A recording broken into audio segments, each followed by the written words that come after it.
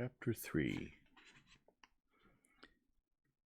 I have only the most indistinct recollection of what happened at Heatherstone's farm. I remember a hearty welcome, a prodigious supper, which would have fed a whole village in the East, a delightfully clean bedroom with nothing in it to regret but that detestable product of the folly of our forefathers, a feather bed, a restless night with much kindling of matches, and many lightings of one little candle, and an immense sensation of relief when the sun rose, and there was a prospect of getting up. It had been arranged overnight with Betteredge that I was to call for him on our way to Cobb's Hole as early as I liked, which, interpreted by my impatience to get possession of the letter, meant as early as I could. Without waiting for breakfast at the farm, I took a crust of bread in my hand and set forth in some doubt whether I should not surprise the excellent Betteredge in his bed. To my great relief, he proved to be quite as excited about the coming event as I was. I found him ready and waiting for me, with his stick in his hand. "How are you this morning, Betteredge?" "Very poorly, sir." "Sorry to hear it. What do you complain of?" "I complain of a new disease, Mr. Franklin, of my own inventing. I don't want to alarm you, but you're certain to catch it before the morning is out." "The devil I am! Do you feel an uncomfortable heat at the pit of your stomach, sir, and a nasty thumping at the top of your head?" Not yet. It will lay hold of you at Cobb's Hole, Mr. Franklin. I can tell it the detective fever, and I first caught it in the company of Sergeant Cuff." Aye, and the cure in this instance is to open Rosanna Spearman's letter, I suppose. Come along, and let's get it." Early as it was, we found the fisherman's wife astir in her kitchen. On my presentation by Betteredge, good Mrs. Yolland performed a social ceremony, strictly reserved, as I afterwards learnt, for strangers of distinction. She put a bottle of Dutch gin and a couple of clean pipes on the table, and opened the conversation by saying, "What news from London, sir?" Before I could find an answer to this immensely comprehensive question, an apparition advanced towards me out of a dark corner of the kitchen. A wan, wild, haggard girl with remarkably beautiful hair, and with a fierce keenness in her eyes, came limping up on a crutch to the table at which I was sitting, and looked at me as if I was an object of mingled interest and horror, which it quite fascinated her to see. "Mr. Betteredge," she said, without taking her eyes off me, "mention his name again, if you please." "The gentleman's name," answered Betteredge, with a strong emphasis on gentleman, "is Mr. Franklin Blake." The girl turned her back on me, and suddenly left the room. Good Mrs. Yolland, as I believe, made some apologies for her daughter's odd behavior, and Betteredge, probably, translated them into polite English. I speak of this in complete uncertainty. My attention was absorbed in following the sound of the girl's crutch. Thump, thump, up the wooden stairs. Thump, thump, across the room above our heads.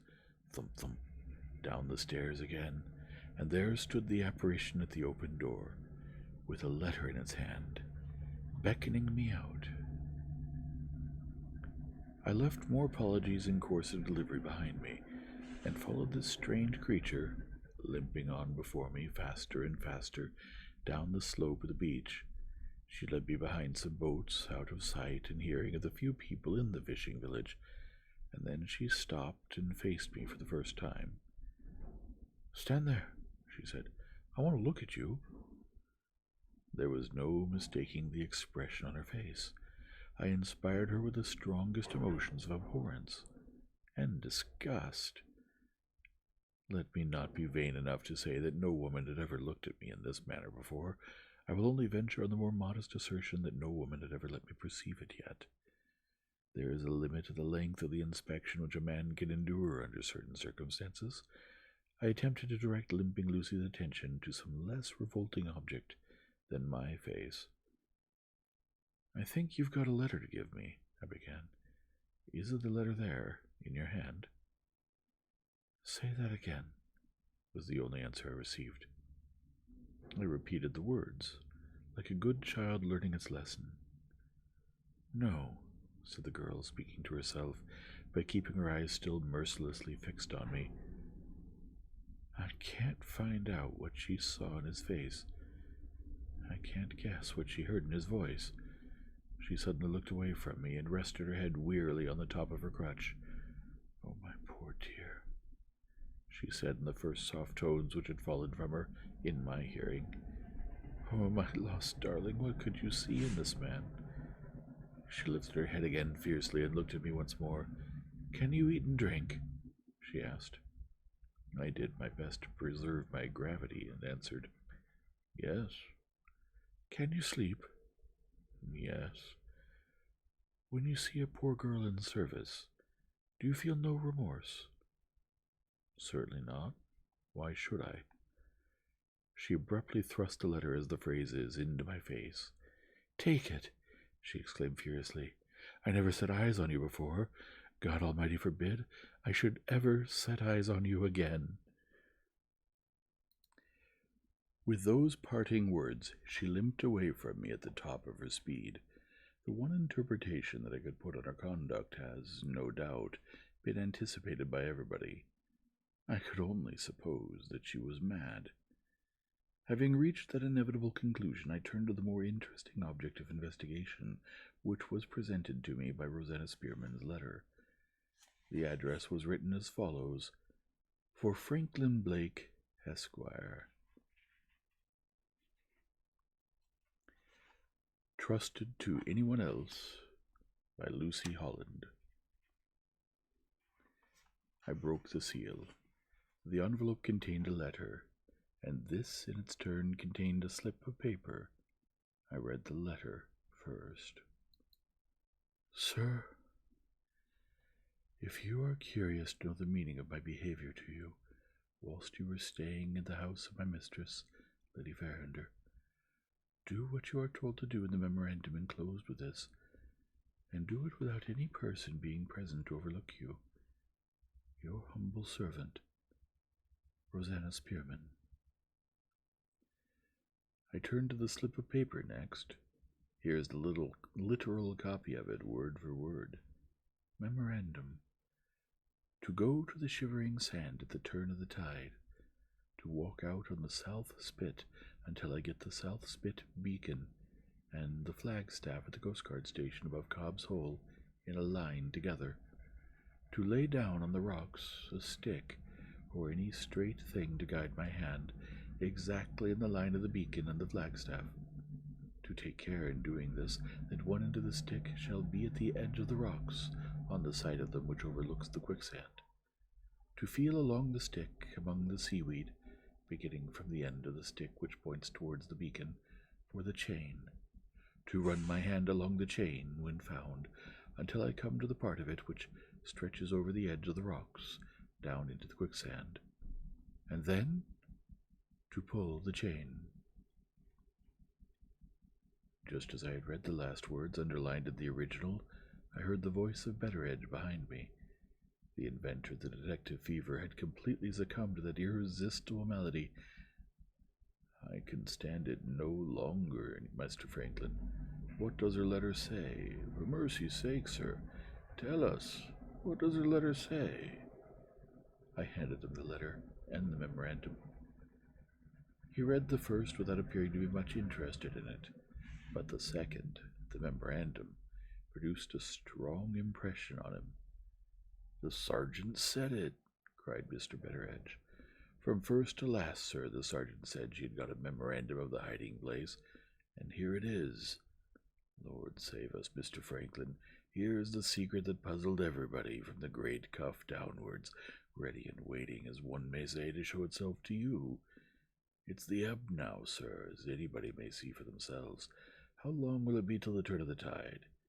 He looked up and observed a lad at work at some little distance from us, mending a net. "Tammy Bright," he shouted at the top of his voice. "I hear you," Tammy shouted back. "When's the turn of the tide?" "In an hour's time." We both looked at our watches.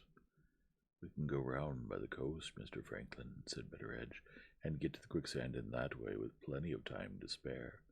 What do you say, sir? Come along. On our way to the shivering sand, I applied to Better Edge to revive my memory of events as affecting Rosanna Spearman at the period of Sergeant Cuff's inquiry. With my old friend's help, I soon had the succession of circumstances clearly registered in my mind. Rosanna's journey to Frizinghall, when the whole household believed her to be ill in her own room. Rosanna's mysterious employment of the night time with her door locked and her candle burning till the morning. Rosanna's suspicious purchase of the japanned tin case and the 2 dogs' chains for Mrs. Yolland. The sergeant's positive conviction that Rosanna had hidden something at the Shivering Sand, and the sergeant's absolute ignorance as to what that something might be. All these strange results of the abortive inquiry into the loss of the Moonstone were clearly present to me again when we reached the quicksand, and walked out together on the low edge of rocks called the South Spit.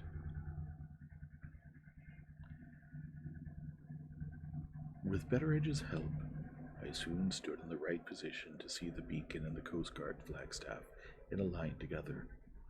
Following the memorandum as our guide, we next laid my stick in the necessary direction, as neatly as we could on the uneven surface of the rocks. And then we looked at our watches once more. It wanted nearly 20 minutes yet of the turn of the tide. I suggested waiting through this interval on the beach instead of on the wet and slippery surface of the rocks. Having reached the dry sand, I prepared to sit down, and, greatly to my surprise, Betteredge prepared to leave me. "What are you going away for?" I asked. "Look at the letter again, and you'll see." A glance at the letter reminded me that I was charged, when I made my discovery, to make it alone. "It's hard enough for me to leave you at such a time as this," said Betteredge, "but she died a dreadful death, poor soul, and I feel a kind of call on me, Mr. Franklin, to humor that fancy of hers. Besides," he added confidentially, "there's nothing in the letter against your letting out the secret afterwards. I'll hang about in the fir plantation and wait till you pick me up. Don't be longer than you can help, sir. The detective fever isn't an easy disease to deal with under these circumstances." With that parting caution, he left me. The interval of expectation, short as it was when reckoned by the measure of time, assumed formidable proportions when reckoned by the measure of suspense. This was one of the occasions on which the invaluable habit of smoking becomes especially precious and consolatory. I lit a cigar and sat down on the slope of the beach. The sunlight poured its unclouded beauty on every object that I could see. The exquisite freshness of the air made the mere act of living and breathing a luxury. Even the lonely little bay welcomed the morning with a show of cheerfulness, and the bared, wet surface of the quicksand itself, glittering with a golden brightness, hid the horror of its false brown face under a passing smile. It was the finest day I had seen since my return to England. The turn of the tide came before my cigar was finished. I saw the preliminary heaving of the sand, and then the awful shiver that crept over its surface, as if some spirit of terror lived and moved and shuddered in the fathomless depths beneath. I threw away my cigar and went back again to the rocks. My directions in the memorandum instructed me to feel along the line traced by the stick, beginning with the end which was nearest to the beacon. I advanced in this manner more than halfway along the stick, without encountering anything but the edges of the rock. An inch or two farther on, however, my presence was rewarded. In a narrow little fissure just within reach of my forefinger, I felt the chain. Attempting next to follow it by touch in the direction of the quicksand, I found my progress stopped by a thick growth of seaweed, which had fastened itself into the fissure, no doubt, in the time that had elapsed since Rosanna Spearman had chosen her hiding place. It was equally impossible to pull up the seaweed or to force my hand through it. After marking the spot indicated by the end of the stick, which was placed nearest to the quicksand, I determined to pursue the search for the chain on a plan of my own. My idea was to sound immediately under the rocks, on the chance of recovering the lost trace of the chain at the point at which it entered the sand. I took up the stick and knelt down on the brink of the cell spit. In this position, my face was within a few feet of the surface of the quicksand. The sight of it so near me, still disturbed at intervals by its hideous shivering fit, shook my nerves for the moment. A horrible fancy that the dead woman might appear on the scene of her suicide to assist my search, an unutterable dread of seeing her rise to the heaving surface of the sand and point to the place, forced itself into my mind and turned me cold in the warm sunlight.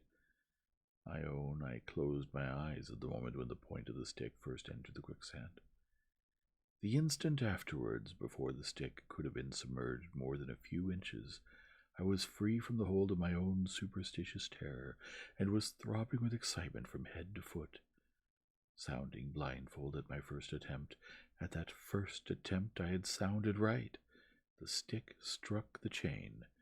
Taking a firm hold of the roots of the seaweed with my left hand, I laid myself down over the brink, and felt with my right hand under the overhanging edges of the rock. My right hand found the chain. I drew it up without the slightest difficulty, and there was the Japan tin case fastened to the end of it. The action of the water had so rusted the chain that it was impossible for me to unfasten it from the hasp which attached it to the case. Putting the case between my knees and exerting my utmost strength, I contrived to draw off the cover. Some white substance filled the whole interior when I looked in. I put it in my hand and found it to be linen. In drawing out the linen, I also drew out a letter crumpled up with it. After looking at the direction and discovering that it bore my name, I put the letter in my pocket and completely removed the linen. It came out in a thick roll, molded, of course, to the shape of the case in which it had been so long confined, and perfectly preserved from any injury by the sea. I carried the linen to the dry sand of the beach, and there unrolled and smoothed it out. There was no mistaking it as an article of dress. It was a nightgown. The uppermost side, when I spread it out, presented to view innumerable folds and creases, and nothing more. I tried the undermost side next, and instantly discovered the smear of the paint from the door of Rachel's boudoir. My eyes remained riveted on the stain, and my mind took me back at a leap from present to past. The very words of Sergeant Cuff recurred to me, as if the man himself was at my side again, pointing to the unanswerable interference which he drew from the smear on the door. Find out whether there is any article of dress in this house with the stain of paint on it. Find out who that dress belongs to. Find out how the person can account for having been in the room and smeared the paint between midnight and 3 in the morning. If the person can't satisfy you, you haven't far to look for the hand that took the diamond. One after another, those words traveled over my memory, repeating themselves again and again with a wearisome, mechanical reiteration. I was roused from what felt like a trance of many hours, from what was really, no doubt, the pause of a few moments only, by a voice calling to me. I looked up and saw that Betteredge's patience had failed him at last. He was just visible between the sand hills, returning to the beach. The old man's appearance recalled me, the moment I perceived it, to my sense of present things, and reminded me that the inquiry which I had pursued thus far still remained incomplete. I had discovered the smear of the nightgown. To whom did the nightgown belong? My first impulse was to consult the letter in my pocket, the letter which I had found in the case. As I raised my hand to take it out, I remembered that there was a shorter way to discovery than this. The nightgown itself would reveal the truth, for in all probability the nightgown was marked with its owner's name. I took it from the sand and looked for the mark. I found the mark and read, "My own name." There were the familiar letters which told me that the nightgown was mine. I looked up from them. There was the sun. There were the glittering waters of the bay. There was old Betteredge advancing nearer and nearer to me. I looked back again at the letters. My own name plainly confronting me. My own name. If time, pains, and money can do it, I will lay my hand on the thief who took the Moonstone. I had left London with those words on my lips. I had penetrated the secret which the quicksand had kept from every other living creature, and on the unanswerable evidence of the paint stain, I had discovered myself as the thief.